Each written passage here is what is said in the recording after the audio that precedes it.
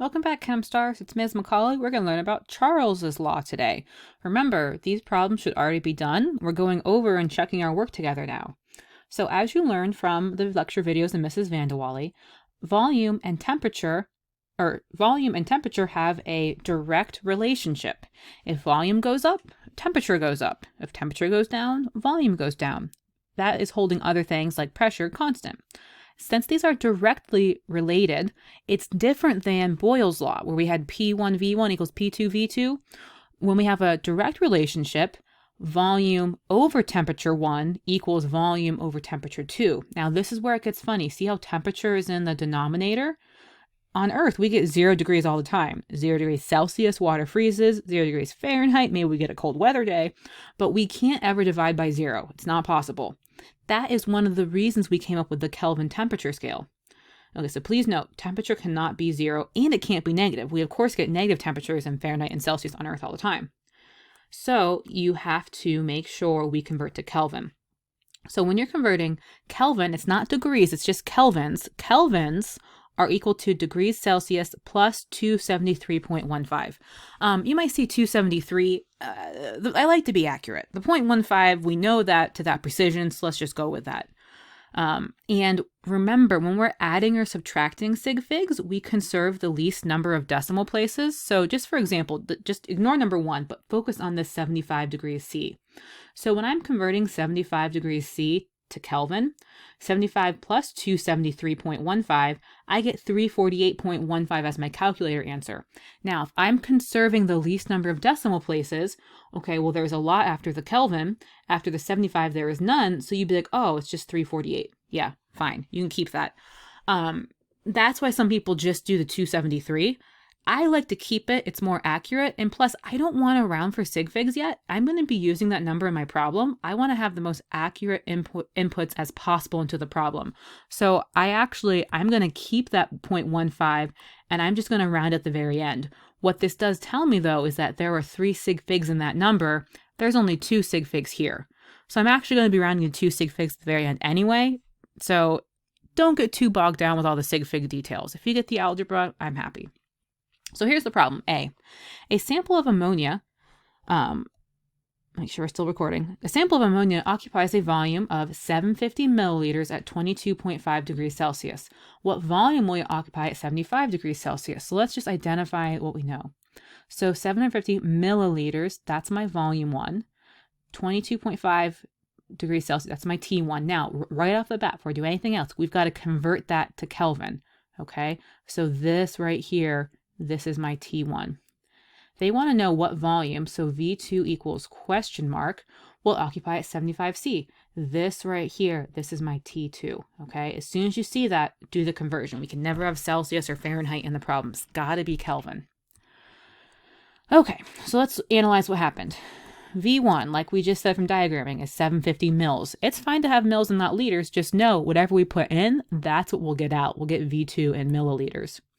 T1, we've converted that to Kelvin. Volume 2, we're solving for. And T2, we converted to Kelvin.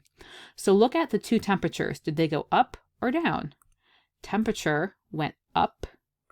And that means that volume, what should it do? It should also go up. Let's do the math. So here's all my work. Remember, always start with the original equation. Show every single step of your work. It's worth it. That way you know you haven't made a silly mistake. And we're going to plug in what we know. So volume 1, we're given. Temperature 1, we're given. Volume 2 is an unknown. And temperature 2 we know. So how do we get V2 by itself? You could say cross multiply and divide, sure, whatever. But all we're doing is getting this alone. So to isolate and solve for V2, we need to get this out of the denominator. So what do? Multiply up on both sides. So here's my algebra written out. If I multiply it by each side, I go from here to here. Okay, this is my step 1. This is my step 2. So write the equation, plug in your variables. 3 here we're isolating, and 4 we're going to solve. So let's solve on our calculators. Your handy dandy calculator of science. 750 divided by 295.65, then times 348.15, and we get a calculator answer. Oops, wrong thing. Calculator answer of 883 0.18112. That is a good answer, but it is too precise. We already had our long-winded sig fig talk. So up top here, 2 sig figs, that's my least precise input. So I'm going to round this to 2 sig figs. So 1, 2, look to the right, the 3 rounds it up, 880. There are only 2 sig figs in 880. That 0 is a placeholder. If I'd made it 880 point, then it would become significant. So 880 milliliters. Believe it or not, that is an M. And if you complain to me that you can't read my handwriting, I'm saying every single thing out loud. Don't be fast forwarding without listening. So our last thing is the check. Does this make sense? We had predicted that volume should also go up because they're directly related. So did volume go up 750 to 880? Yes, it checks out. All of our math is correct. If you ever got no here, it means you probably have an algebra mistake. You want to go back and check your work. Okay, let's look at problem B. Oxygen gas is at a temperature of 40 degrees Celsius. So when you see that first thing, add 273.15. That's going to get us our T1. And occupies 2.3 liters. That's volume 1. To what temperature, so we're trying to solve for T2, should it be raised to occupy a volume of 6.5 liters? Okay, so let's break down what we learned. Volume 1, 2.3. Temperature 1, I had to add 273.15 to go from Celsius to Kelvin, 313.15 Kelvin. And then volume 2, we want to get to 6.5 liters. Temperature 2, we don't know, we're solving for. Other things we know, volume is going up. That means that the temperature should go up. Should be something bigger than 313.15. And before I do this, let's look up the top. 2 sig figs, 2 sig figs, yucky sig figs, but my least number of sig figs is going to be 2. I'm just going to make a note for myself here. I want 2 sig figs. Okay, now let's go through and solve some things. Volume 1, plug in that variable. Temperature 1, plug in that variable. Volume 2, we know that. Temperature 2, this is the unknown that I'm solving for. So you should have that original equation, plug in, and we need to isolate and solve. Now this time it's in the denominator. Cross, multiply, and divide. That makes you happy. Or if you want to go step by step, we have to multiply this up to each side. Then we got to divide this one out, multiply that one up. Do your algebra however you always do it in class. But here's what we end up getting. Whether you cross multiply and divide or just bring up each term, you're going to get 6.5 over 2.3 times 313.15. So let's double check our work. 6.5 divided by 2.3 times 313.15. Calculator says 884. Let's see. Yep. Now how many sig figs? We want 2. So 1, 2, look to the right. Uh-oh. No, go back. Oh boy. Ugh. Here we go.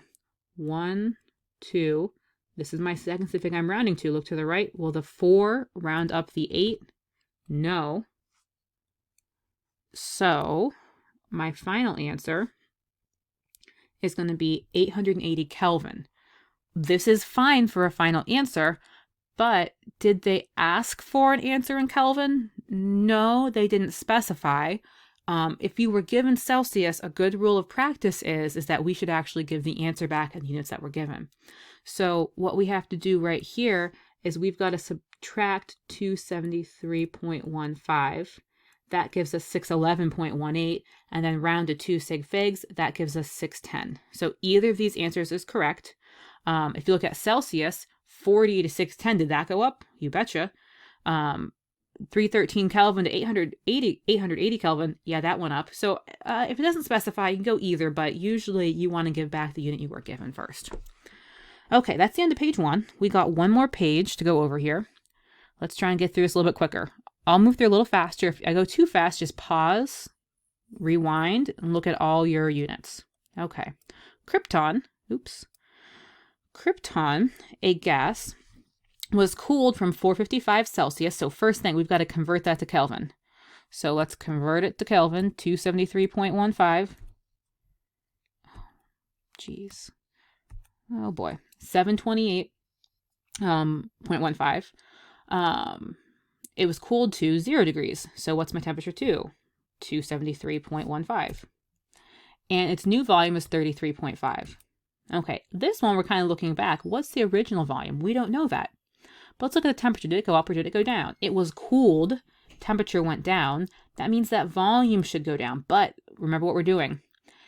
Volume goes down. We're asking for the original. That means that the original volume should actually be higher. So we can see that decrease. This number should be bigger so it can go down to 33.5. So plug in what we know. You should have this original equation written down first. Pickles is encouraging you to write down that original equation. Volume 1 is unknown. Temperature 1, 728. Volume 2, we decrease to that. Temperature 2. We need to get this out to isolate and solve. Divide these times that. That's my algebra setup. Here's my calculator answer. Double check. 33.5 divide by 273.15 times 728.15. We get 89.302. Good. How many sig figs? Okay. 3 sig figs right here. Our temperatures, we had more than 3 sig figs once we added. It would still have exactly 3. We want 3 sig figs in my final answer. 1, 2, 3. 0 won't round up to 3. 89.3. Does that match? Remember, volume should go down. You're like, hey, it didn't go down. It did go down because this is the original. So if I started with 89, it went down to 33. Okay, so that does hold true with my check. Next problem. D. A gas occupies a volume of 9 milliliters at negative 33 degrees Celsius. First thing, boom, make it Kelvin. So right here, here's my 240.15 Kelvin. That right here we know is my T1. First thing you want to do is get that converted. Your biggest problem is going to be forgetting to go to Kelvin. What volume, so V2 is an unknown, will it occupy at 0 degrees Celsius? Well, that one's easy. 273.15. And that means my V1 was 9. So make sure you got all these filled in. The hardest part for this is just reading and translating the problem. Did temperature go up or down? Temperature went up, went from negative Celsius to 0 Celsius. That's getting warmer. So if temperature goes up, volume will follow suit. So next thing is we always got to have that original equation. Take a second, make sure that's written down. These all are really similar. I don't want you to mess them up. So volume 1, we're going to plug in temperature 1, plug in volume 2. That's our unknown that we're trying to solve for. Temperature 2, there we go. So here's my equations. Do your basic algebra 1. Get this out of the denominator. Multiply it up to both sides. So when you've done that, or if you cross multiply and divide, we get 9 divided by 240.15 times 273.15 Kelvin. 10, let's see, 10.23672. How many sig figs?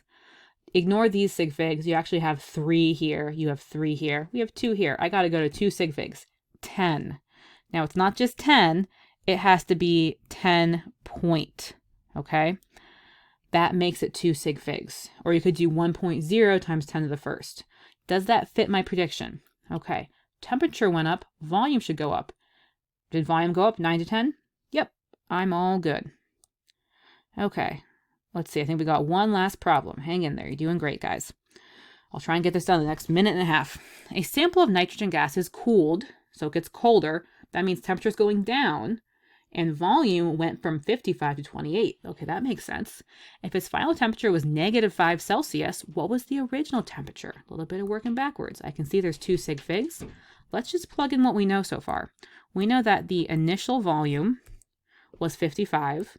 We know that the final volume was 28. And we know the final temp was 268.15 Kelvin. Don't be tricked. Okay, we still have to do that Kelvin conversion.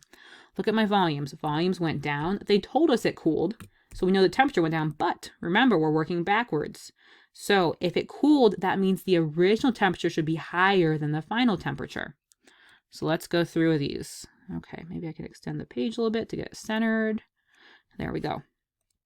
Okay, so volume 1, that was given. Temperature 1 is what we're solving for. Volume 2, we were given that in the word problem. Temperature 2, we were given that.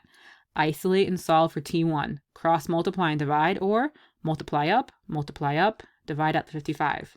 No matter how you do it, this is the essential math that you're doing. We're doing 55 divide by 28 times 268.15.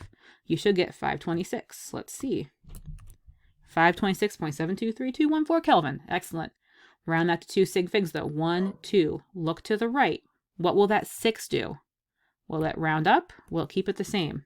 So 1, 2, 6 is going to round the 2 up and it will bump it up to 3. So my final answer is 530 Kelvin. But did they ask for Kelvin? I don't know, kind of. We want to probably give it back in the same terms. So if we convert that number by subtracting our 273.15, you'll get 253.57 Celsius.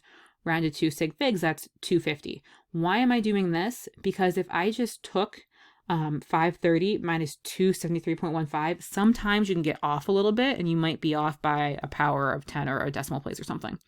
So 250 Kelvin, or no. Oh, I'm silly. That's not Kelvin. What is that? That's 250 degrees Celsius. So either 250 degrees Celsius or 530 Kelvin. Those are equivalent. So let's do our check. Temperature should go down. So initial temperature was 530, goes down to 268. That works. Initial temperature was 250 Celsius, goes down to -5. Yeah, that works. So we are all good. Whew. We're done with this section of the gas law homework. Great job. I'll see you back next time. Don't wait to be great.